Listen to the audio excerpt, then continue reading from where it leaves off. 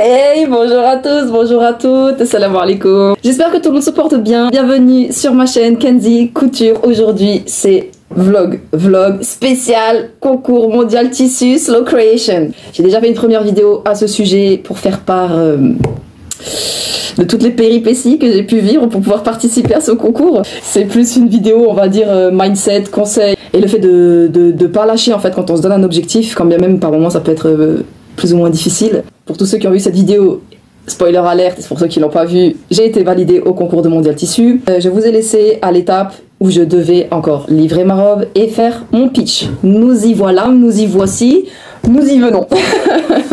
Ma participation a été validée, ce qui a été déjà pour moi une fin en soi en termes de soulagement, parce que j'avais vraiment très peur de ne pas pouvoir ne serait-ce que poster à temps. Et évidemment, il fallait se préparer un minimum pour le rendez-vous du 5 juin qui est déjà passé. Aujourd'hui, nous sommes le 11. J'espère pouvoir publier cette vidéo demain, le 12.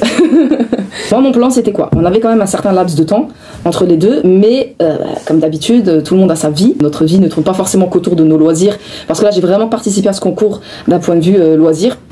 Donc j'avais des impératifs comme d'habitude, mais je ne voulais pas y aller sans être préparée. Et de toute façon, pour pouvoir livrer ma robe, là, vous pouvez voir sur le côté que pour la livrer, évidemment, il fallait un minimum d'organisation parce qu'il n'était clairement pas concevable pour moi que ma robe puisse s'abîmer. Personne touche ma robe, personne l'abîme, et encore moins moi en y allant ou en la récupérant par la suite.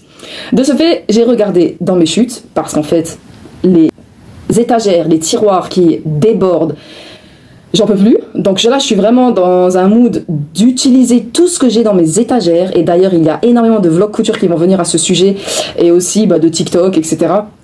à ce sujet, parce qu'en fait, je vais vraiment maintenant réfléchir d'une autre manière. Je vais plus attendre d'avoir besoin de mes tissus. Je vais moi-même créer le besoin. C'est-à-dire que je vais regarder mes tissus et je vais me dire qu'est-ce que je peux faire dedans. Allez, ça y est, c'est bon, on y va là maintenant, on y va.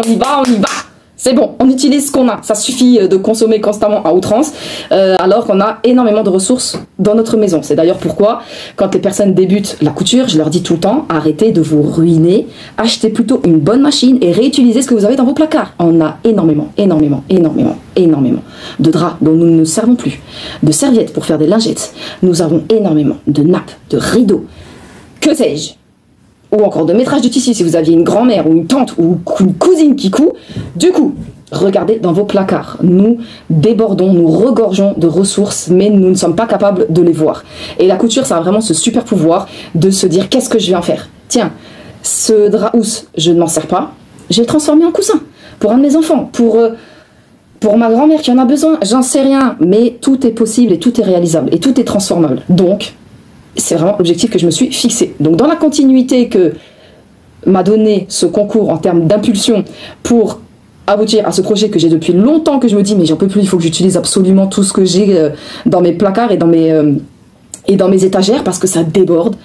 Et ça y est, il faut que ça bouge, il faut que ça vive, il faut que ça soit utile, il faut qu'il y ait un intérêt, il faut que moi-même je crée le truc, parce que si j'attends dessus, vous voyez, ça fait des années et on peut clairement voir. Dans ma tête, je vois toutes mes étagères.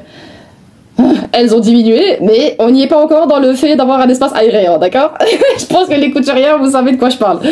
Surtout qu'en plus, là, j'ai vraiment une communauté de mamies couturières, anciennes couturières, qui ont été très sympas avec moi, grâce à ma maman, qui m'ont donné énormément de choses. Je les remercie beaucoup pour ça. Mais j'estime que ça fait même partie de l'héritage en lui-même, de pouvoir vraiment donner vie en fait à ces choses-là, plutôt que de juste les garder et qu'il y ait une transmission comme ça, de manière complètement inutile. Du coup, j'ai regardé dans mes tiroirs, j'ai regardé dans mes placards, j'ai trouvé le tissu parfait pour faire une housse. Bim bam boum, en 2-2, je regarde la taille du cintre, franchement je me suis pas cassé la tête. J'ai pris la largeur de mon cintre, j'ai fait un rectangle, vraiment pour recréer du coup un tube. J'ai juste fait une couture sur le milieu, que je savais que ça allait être milieu dos. J'ai cousu, j'ai fait la finition du bas, je l'ai faite en carré juste avec des surjets tout simples. Et ensuite, j'ai placé mon cintre dessus. Tic-tac-touc, en 2-2, c'était plié. J'ai pris la forme du cintre, j'ai coupé, j'ai mis un lacet pour pouvoir fermer tout du long. Je crois que j'en ai mis 3 en tout, je me rappelle plus. Plié, terminé. Mon but était juste de la protéger. Je pars pas avec, je prends pas le train, je fais pas n'importe quoi. J'ai pas besoin de mettre un zip, j'ai pas spécialement besoin non plus que ce soit ultra étanche. J'ai pris un drap, voilà. J'ai pris un drap qui traînait moi j'ai récupéré ce drap d'ailleurs, je pense que je vais en faire un jupon parce qu'en bas il avait une très belle dentelle, pas une dentelle, une broderie sur le tissu qui formait un volant. Et donc en fait ça a été ouvert et tout, etc. C'est très joli, donc je pense que je vais en faire quelque chose. Mais le reste, du coup, ça m'a largement suffi pour faire cette protection de housse qui a été aussi réfléchie en termes de taille et de hauteur par rapport à tous les... à toutes les attaches que j'ai pu mettre, parce qu'en fait dans le Mondial Tissu où ma robe est exposée actuellement à Sarreguemines, je ne pouvais pas mettre ma robe sur mannequin. Moi j'aurais vraiment aimé la laisser sur mon mannequin et la ramener et la déposer comme ça, mais par souci d'équité ils ont préféré que ça ne se passe pas de cette manière parce que j'étais la seule à pouvoir faire ça, et c'est une évidence que moi ma robe sur mannequin elle aurait été plus tape à l'œil que celles qui sont sur portant, parce que là toutes nos robes étaient sur portant. Donc j'ai même les images, là vous pouvez regarder, et c'est vrai que j'ai pu comprendre ce principe d'équité par rapport à une certaine présentation. De ce fait, je l'ai démannequiné et j'ai mis du coup des rubans de récup que j'ai assemblé à la main du coup dessus pour faire en sorte que le bustier puisse quand même assez bien tenir, parce qu'il n'y a pas de bretelles en fait, et moi c'était ça mon problème par rapport à ma robe. Je me disais elle n'a pas de bretelles, elle n'a pas de tenue, donc en fait j'ai vraiment bidouillé attache ici et sur le dos, de manière à ce que lorsque ça se mette sur le cintre, ça puisse faire un effet à peu près correct et qu'on comprenne ce qu'on voit, plutôt que d'avoir quelque chose qui tombe ou que si je mettais que sur ici vraiment sur les côtés du bustier que ça n'aille pas. Donc j'ai bidouillé un truc, j'ai fait un test, ça fonctionne, j'ai fait la housse, ça a fonctionné, je suis partie déposer ma robe. Si je suis venue le dernier jour de mémoire pour la déposer, parce qu'en fait, pareil, j'avais énormément de choses à faire. Et comme c'est quand même un petit peu loin de chez moi, ce Mondial Tissu, il est quand même à 30 minutes de chez moi. Du coup, c'était ce jour-là, c'était le dernier jour qui m'allait. Et il m'avait dit, dans tous les cas, que nos confections seraient stockées. Et qu'eux, ils en feraient rien, en fait, pendant tout ce temps-là. Durant le laps de temps, on avait, je crois, 4 ou 5 jours pour les déposer. Donc je suis venue le dernier jour et j'ai pas vu les autres confections. Mais j'ai déposé ma robe, j'étais toute contente. Puis à partir de là, il a fallu commencer à réfléchir à comment que j'allais y aller habillée, comment que j'allais me présenter, qu'est-ce qu'il fallait, ce sur quoi j'allais axer mon discours en termes de présentation, parce que ça faisait quand même très longtemps que j'avais plus fait ce genre d'exercice. J'avais l'impression d'être à l'école quand je l'ai fait, mais voilà, c'est une évidence que du coup, il a vraiment fallu poser mes idées, réfléchir un petit peu à comment les poser, comment les présenter pour que ce soit cohérent, et surtout que ça ne dépasse pas les 10 minutes, parce qu'il m'avait bien prévenu ce jour-là qu'on n'aurait que 10 minutes chacune, parce que c'est une évidence, on était en tout 7 je crois ou 8 à passer. Alors, on va pas non plus y passer 4 heures voilà, en tout, si tout le monde se met à parler des 20 minutes c'est compliqué, je peux le comprendre. Donc moi c'était plus ça, parce que le fond, aucun problème, je sais pourquoi j'ai fait ça, c'est même pour ça d'ailleurs que j'ai réussi à en faire un vlog de 50 minutes presque, je me rappelle plus combien de temps il dure le premier vlog, et encore là je m'étais un peu limitée par rapport à réellement toute la profondeur, donc du coup ça m'a permis aussi, ce vlog m'avait d'ailleurs permis de mettre en lumière ce qui était important pour moi, parce que je l'avais fait comme ça en première tournée, one shot, et je me suis dit, voilà, donc ça veut bien dire que pour moi c'est important, mais ça m'a permis de mettre, ça m'a permis de pouvoir réfléchir à ce que je voulais réellement mettre en lumière. Et comme cette robe en fait pour moi c'est vraiment une ode à toutes les femmes qui ont marqué mon histoire en tant que couturière, je me suis dit ok, je vais vraiment m'axer là-dessus, et par la suite évidemment j'ai structuré et puis j'ai fait un test en fait, et à partir de là mon pitch était prêt, mais ça il faut savoir que je l'ai fait à la dernière minute. Mon pitch était vraiment prêt 1 heure avant que je parte, 1 heure avant que je décolle le 5 juin. Et ma confection, donc ma tenue pour y aller, elle a été prête sur les coups de 14h30. Ah, c'était de nouveau un sketch en termes de préparation. Parce qu'en fait, comme je l'ai dit auparavant, j'avais énormément de choses à faire. Il y a d'autres choses qui sont passées en priorité. Et puis il y a aussi une évidence que j'ai eu besoin de décrocher, on va dire, du concours Mondial Tissu pendant bien 2-3 jours pour pouvoir faire d'autres choses, mais aussi me reposer, prendre un vrai repos, parce que ça, faut vraiment pas négliger ce genre de choses quand on fait de grosses confections comme ça, ou même des projets de manière générale.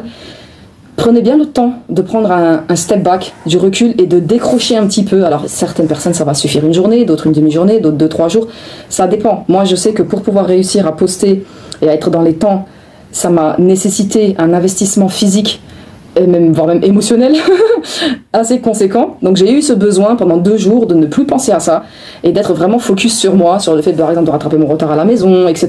Et c'est en fait ce genre d'état d'esprit et ce genre de choses qui va vous permettre de tenir sur le long terme. Ne cherchez pas à envisager vos projets, vos objectifs comme des sprints, mais plutôt comme des marathons. Et il est essentiel, quand on fait un marathon, de manière globale, même dans toute votre vie, même dans tous les domaines de votre vie, de savoir prendre du repos. Et le repos, ça peut être prendre du temps de loisir, ça peut être réellement dormir, peu importe, ça c'est vous qui voyez en fonction de vous, mais c'est très important. Et puis après, évidemment, il y a eu des autres obligations, bah, toujours pareil, les obligations du ménage, du foyer, familial, etc. Et puis de construction aussi, moi, personnelle, de choses que j'ai besoin de faire, de réaliser pour moi, pour atteindre mes propres objectifs. Et j'ai eu le temps, du coup, de travailler assez rapidement. J'ai eu le temps, on va dire, de travailler assez rapidement sur les patrons. Bah, j'y suis allée avec cette tenue. J'avais les chaussures, mais j'avais pas le sac. Et ça, je m'en suis rendu compte, par exemple, à 2h30 quand j'ai terminé la tenue. J'ai envoyé en 2 spies un message à ma mère. Maman, j'ai pas de sac qui va avec. Heureusement, ma mère, elle a tout ce qu'il faut. Donc, elle a pu m'amener le sac à 5h. Et moi, je suis partie à 5h30. La tenue, je l'ai terminée à 14h30. Pour vous dire, je crois que sur les coups de 12h30, j'étais encore en train de teindre cette dentelle. Mais j'y suis arrivée. La tenue a été prête à temps. Sachant que cette tenue, je l'ai vraiment réfléchie pour être en cohérence avec ma tenue, pour que lorsque je vienne, il y a énormément de personnes qui ont dit « Toi, t'as fait la robe violette. » Oui, c'est le même tissu. Bah ouais, c'est fait exprès. Parce que c'est pour ça d'ailleurs que j'ai utilisé ce tissu-là. C'est un tissu que j'avais en très grand métrage et il me restait encore une grande quantité de métrage à utiliser et évidemment le bustier ne m'a pas permis de terminer le métrage qui me restait. Donc en fait, j'ai fait ce voile à l'intérieur et il me reste encore assez pour faire, je pense, un voile encore comme ça de cette taille-là. Je pense pas à une abaya ou une robe, ou une jupe, je pense, mais pas une abaya. Ou une robe, vous voyez, même ajustée ou quoi, mais longue. Ou une robe courte, ou un voile comme ça, ou une jupe, voilà. Mais je pense pas qu'il me reste plus, faudrait que je vérifie. J'avais vraiment un très gros métrage de ce tissu-là que j'avais acheté il y a au moins 5 ans en arrière. C'était une occasion d'une personne qui liquidait son stock parce qu'elle fermait sa mercerie.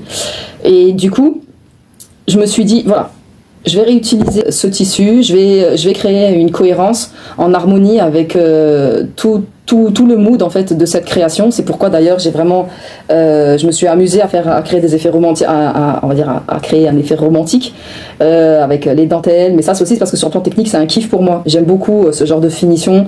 Là c'est entièrement doublé jusqu'ici parce que je savais que j'allais avoir chaud, donc j'ai pas doublé toute ma manche. Et de toute façon comme j'ai utilisé une partie de la doublure qui était prévue pour cette abaya là.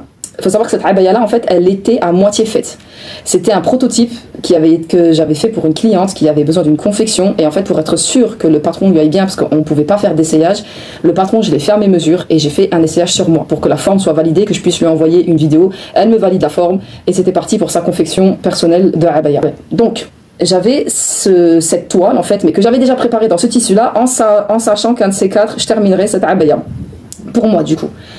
Et donc elle était faite à moitié, elle était déjà coupée, mais il me fallait encore que je coupe la doublure et que je refasse bien les finitions des manches parce que là en fait j'ai modifié un petit peu les finitions de bas de manche et voilà, que je trouve les boutons, que je réfléchisse à comment que j'allais faire. J'ai fait les retouches aussi nécessaires pour que moi je sois un petit peu plus à l'aise parce que c'était quand même une abaya très ajustée et moi je savais que là j'allais me pencher, que j'allais faire des choses et puis j'avais quand même besoin d'être un peu plus à l'aise que si j'avais vraiment une chemise surajustée sur moi. Donc j'ai tapé un peu dans les valeurs de couture partout. Là aussi il y a une pince, du coup je l'ai transformée en pli pour que je puisse être libérée au niveau de la poitrine, etc. etc. Donc elle m'a nécessité plusieurs essayages pour retoucher, couper la doublure, faire toutes les finitions. Et c'est là que je me suis dit, même si ça va me prendre du temps et que potentiellement je serai juste pile poil, mais je veux kiffer en fait. Je veux, voilà. C'est pourquoi j'ai pris le temps de teindre cette dentelle, de l'intégrer. C'est pourquoi aussi j'ai doublé que jusqu'ici parce que du coup vu que c'est une doublure que j'ai utilisée pour mon bustier, j'avais plus assez pour les manches, mais dans tous les cas je voulais pas doubler les manches parce que je savais que ça allait me donner trop chaud. C'est de la soie sauvage, c'est quand même un tissu déjà qui tient bien, donc et je savais que j'allais pas avoir besoin de doubler les bras en fait. Que le corps, parce que le corps quand on marche le tissu est assez transparent, donc on aurait vu à travers mes jambes, surtout quand il y a de la lumière, un effet de contre-jour comme ça. Du coup j'ai dit c'est impératif, il faut que je double. Une fois que la abaya elle était faite et que j'ai pu terminer donc toutes les petites finitions que je voulais faire, vous voyez là je me suis amusée à faire mes petits points de broderie pour renforcer ma fente, pour faire un effet chemise, pour vraiment avoir un côté, j'aurais pu aller plus loin dans le côté romantique mais j'ai vraiment préféré m'axer à une coupe dans laquelle je suis à l'aise et donc j'ai vraiment retravaillé la coupe. J'ai fait des poches aussi qui sont ici avec des dentelles les poches type Chanel, même si elles sont pas exactement comme des poches Chanel parce que je les ai pas mises à la main, mais c'est le même principe. J'avais fait une vidéo tuto d'ailleurs là-dessus il y a très longtemps, où j'étais pas encore, alors je suis pas non plus au top de mon game là en termes de vidéo parce que j'ai encore énormément de choses à apprendre, mais c'est encore pire à cette époque là, mais le tuto est très efficace, c'est à dire que j'explique très bien dedans, donc si ça vous intéresse vous allez checker, c'est dans la playlist poche. Et du coup donc j'ai fait ces poches là parce que je savais que ça m'allait être utile, donc j'ai préféré m'axer sur la coupe et sur vraiment la coupe pure pour que vraiment ça maille parfaitement, même que la ligne du pas soit parfaite. La abaya tombe pile poil à 5 mm ou 1 cm au-dessus du sol parce que c'est de la soie, c'est très fragile, elle va s'abîmer si elle traîne par terre. Donc, et il en est hors de question parce que j'aime beaucoup ce tissu. Et puis c'est de la soie, donc ça a quand même un certain coût. Du coup, j'ai adapté les finitions en fonction, sans lésiner pour autant à mon ambition de cohérence et de me faire kiffer et d'avoir un esprit assez romantique. Donc j'étais plutôt satisfaite quand la abaya était terminée, et la veille au soir, le khimar n'était pas fait encore. Donc c'est le soir que je me suis mise à couper, et c'est pourquoi le matin, après j'étais en train de préparer mon volant, que je me suis dit, quand j'ai terminé, etc., et que j'ai vu du coup cette finition, je me suis dit, je peux pas rester comme ça en fait. Je voulais pas rester avec juste le surjet comme ça, quand même il aurait été violet. Parce que je l'ai anticipé avant, et c'est pourquoi d'ailleurs je l'ai fait rose le surjet, parce que je savais que j'allais cacher avec cette dentelle et que je n'ai que de la teinture naturelle rouge, donc il fallait absolument que je mette du rose, parce qu'en fait avec le rouge je peux que faire du rose clair en fonction de la quantité d'eau que je mets et du pigment que je vais mettre. Je me suis dit je vais apporter une touche encore plus romantique, parce que au vu de la coupe en fait de ce voile, je savais qu'il allait y avoir des moments où, voilà, quand je lève les mains, ou quand je suis d'une certaine manière, ou quand je suis debout, ou quand je suis de dos, qu'il allait avoir des effets de vagues comme ça, où on voit très facilement l'intérieur. Et je me suis dit, je vais tenter de mettre de la dentelle. J'ai jamais vu ça nulle part sur des voiles de ce type, et je trouve ça trop cute. Franchement, je trouve vraiment ça trop cute. Ça apporte vraiment tout ce que j'aime en fait. C'est vraiment tout ce que j'aime dans la couture, des détails, des finitions qui font toute la différence. Et surtout à l'intérieur, je suis en kiff. C'est pas pour rien que je me suis dirigée vers l'artisanat et pas vers l'industrie. Je suis cohérente, j'incarne ce que j'ai pratiqué. Du coup, c'est ce qui a fait que j'ai fini vraiment à 14h30. Cette confection, elle m'a vraiment permis de kiffer de ouf. Je me suis amusée, et puis je me suis dit, ah, ça sera vraiment fun en fait d'y aller en étant cohérente jusqu'au bout des doigts. C'est ce que j'ai présenté aussi. Franchement, quand on y allait, c'était sympa. Il y avait les petits fanons, il y avait nos robes sur le portant. J'ai fait un petit tour du magasin. D'ailleurs, Mondial Tissu, vous pouvez ramener vos machines abîmées. Ils les récupèrent et ça vous donne un bon, je sais plus, j'ai filmé, je sais plus si c'est un bon de 100 ou de 150 € pour acheter une machine chez eux. Donc ça vaut vraiment le coup à ce niveau-là. Si vous n'avez pas de réparateur de machine, ça vous permet vraiment de ne pas jeter vos machines. Combien il y a de gens qui ont des machines chez eux et qui en fait ne s'en servent pas, ils les mettent dans un coin en pensant qu'elle est abîmée, alors qu'en fait elle a rien du tout, et que si ça se trouve c'est juste une petite réparation à 40 € et que elle est largement utilisable. Donc vous pouvez aller à Mondial Tissu. J'ai vu aussi, ils ont fait un petit présentoir de tout ce qu'ils ont comme tuto sur leur site, mais aussi les confections qu'ils font en atelier. Donc c'est vraiment cool. Et parce qu'il y a des cours qui sont donnés de couture, du coup j'ai pu échanger brièvement avant qu'on passe dans le fait de se regrouper et puis qu'on passe l'une après l'autre pour faire notre pitch. Donc voilà, comme moi je suis arrivée la dernière, je suis passée en dernière, donc j'ai eu le temps d'écouter tout le monde, et j'ai vraiment vu de belles choses, et en particulier la finaliste avec moi. Du coup, spoiler alerte, je suis finaliste du coup en national, mais c'était pas gagné hein, parce que de base quand on est toutes passées, donc moi j'ai écouté tout le monde, j'interagissais et tout, et je suis vraiment tombée amoureuse du tapis qui est du coup en finale pour le concours déco Mondial Tissu. Et puis j'ai aussi été très interpellée par une jeune de 15 ans qui, je trouve, a présenté une robe qui était, évidemment il y a encore du niveau à améliorer au niveau technique, mais pour son âge elle s'est vraiment bien débrouillée. La robe est bien finie, elle est ajustée. Et puis elle a pitché quoi, elle a 15 ans, il y avait bien 25 personnes et elle a pitché. Donc franchement, respect à elle, et ça fait toujours plaisir de voir des jeunes comme ça qui ont cette capacité d'aller jusqu'au bout et de tenter le truc et puis de s'exprimer comme ça devant des adultes, etc. Alors que ça fait quoi, 1 an qu'elle coud machine. Elle a débuté la couture à la main plus tôt, mais ça fait 1 an qu'elle coud machine, donc franchement... j'ai vraiment bien apprécié sa participation et sa présentation. Et il y avait une autre, son gilet brodé corseté, magnifique. une jeune de 20 ans. J'ai beaucoup aimé sa création. Ça a été agréable, puis après on a fait notre petit repas en attendant que les jurys délibèrent, et en fait là où moi je pensais pas être choisie pour la finale, c'est parce qu'en fait je n'ai pas été élue coup de cœur du jury. En ayant même discuté avec d'autres, on s'est dit c'est mort en fait, parce que si elle est élue coup de cœur, c'est qu'elle a déjà, c'est que ça va être potentiellement elle qui a la meilleure note et qui va passer en fait. Quand bien même il nous avait dit oui, il y a encore les votes du jury. Donc moi j'étais déçue, mais voilà, je me suis dit bon, on passe à autre chose, next. Même s'il nous avait dit attendez, on va vous recontacter pour vous confirmer qui passe bien en finale ou pas. Et en fait j'ai été très étonnée quand j'ai eu le mail qui me dit qu'en fait c'est moi qui ai été choisie, surtout qu'en plus les votes avaient déjà débuté et que moi j'avais toujours pas de nouvelles, donc je me suis dit bon, c'est pas moi, mais par souci en allant justement voter pour le tapis que j'ai apprécié, je me suis dit, je vais voir, en mode, la photo, c'est qui? Et je vois pas de photo. Je me dis, est-ce que c'est moi qui bug? Je le fais, je demande à ma mère de le faire, je vois que ma mère aussi, sur son téléphone, ça marche pas chez elle non plus. Je me dis, c'est pas possible. On peut pas bugger toutes les deux. Et en fait, j'ai reçu un mail le lendemain de Mondial Tissu pour me dire qu'en fait, c'était bien moi qui étais la finaliste. Donc, j'ai été aux anges. Vraiment, je ne m'y attendais pas parce que pour moi, dans ma tête, je me suis dit, c'est mort. Si j'ai pas été coup de cœur, je pense que c'est mort. Je suis vraiment très satisfaite de ça, ça me réjouit. Vraiment, pour moi, c'est une belle reconnaissance. Donc là, c'est la finalité. On a jusqu'au 15 juin pour voter. Pour les finalistes que l'on veut mettre en avant, il y a une part de public. Et puis après, du 15 au 19, les jurys, Romane et Emmanuel, donc Romane, elle est pour la mode, Emmanuel, elle est pour le côté ameublement, déco. Elles vont faire, leur choix de qui elles désignent comme vainqueur, et ils vont aussi checker les votes du public. Et nous, on sera informés de mémoire le 19 juin. Le 19 juin de qui est la grande gagnante nationale Mondial Tissu, mode et déco.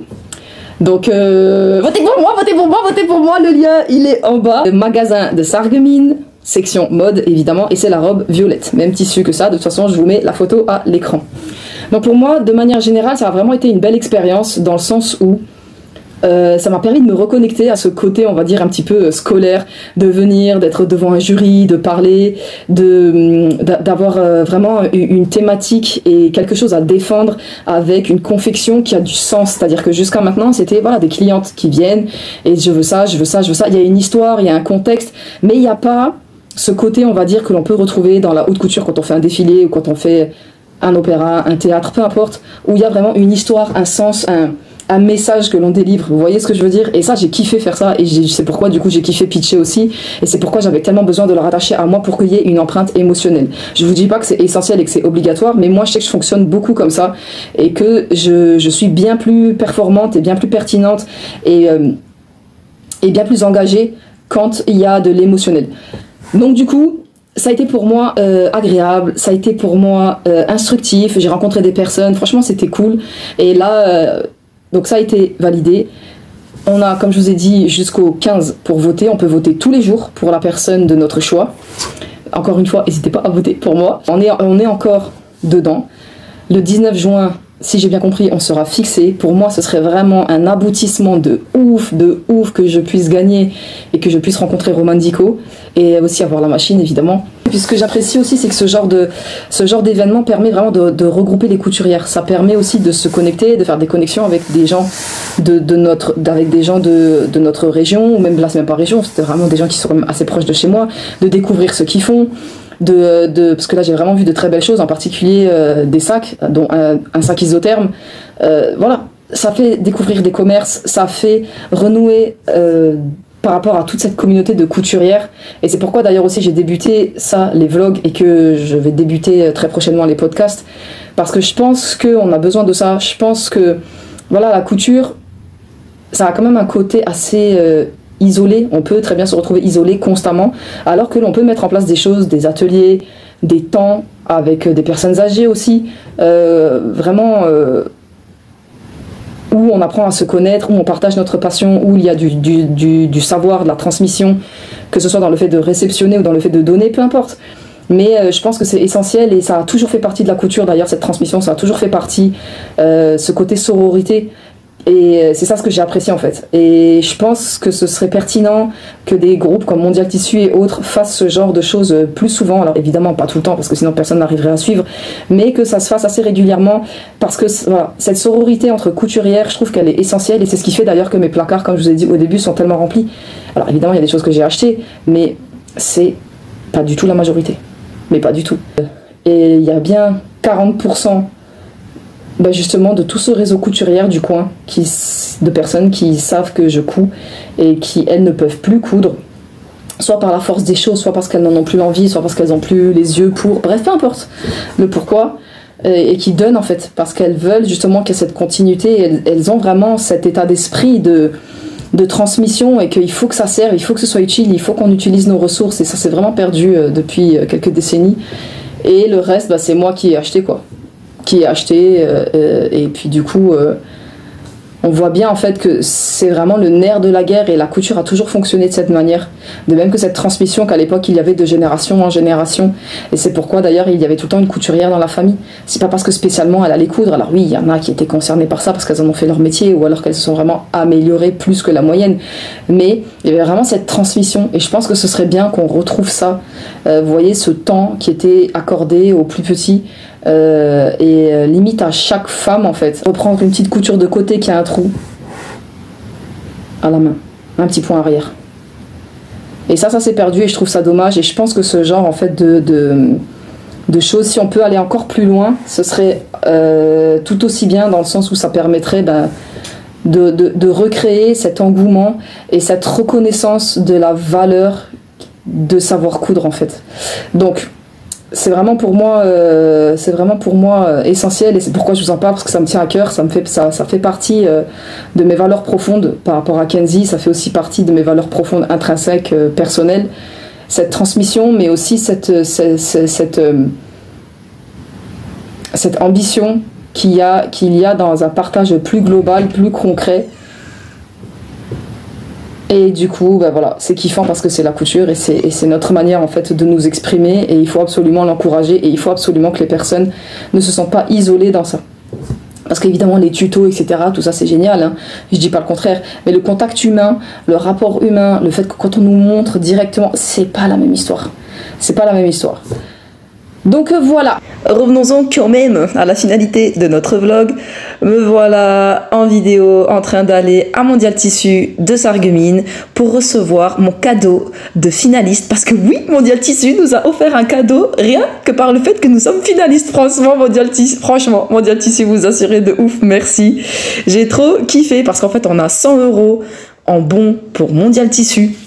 On a reçu une petite pochette où il y a un ciseau fantaisie trop mignon, des petites étiquettes à coudre brodées magnifiques, 1 mètre, un cutter rotatif Fiskars vraiment incroyable, un porte-mine de craie minérale, ça franchement c'est le kiff de ouf, un bracelet porte-épingle magnétique et une belle petite pochette dans laquelle il y avait tout ça, franchement trop la classe. Et puis j'ai ma petite photo souvenir et je vais recevoir mon mail pour valider mon bon de 100 € que je vais devoir utiliser dans Mondial.